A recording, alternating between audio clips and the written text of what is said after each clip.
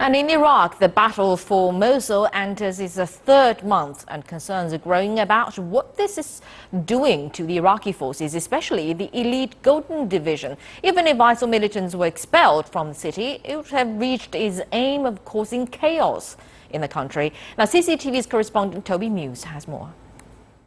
To give some context, the Golden Division, the military that is leading this operation to retake Mosul from ISIL, is supposed to embody the new Iraq.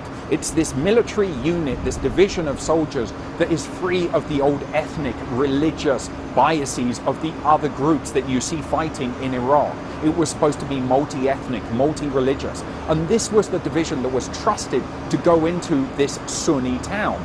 Others, such as the Shia militias, were simply not trusted to go into Sunni civilian city and retake it.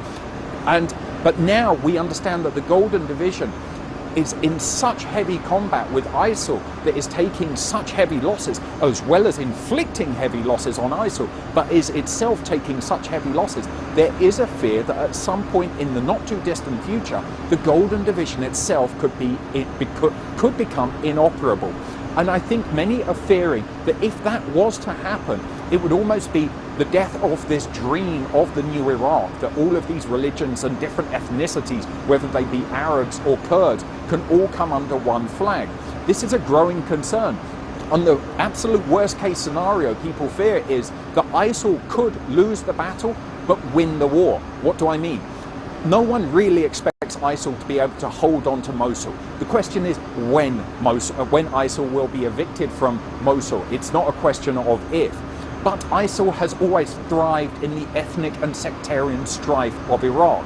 So if Iraq was to return to the old days where there were Shia militias battling with Sunni militias, ISIS would see this as a win, because they have always sought to drive Iraq to an absolute point of crisis where Sunni civilians look to ISIL and say, we may not agree with ISIL, but these are the only people who will defend us Sunnis.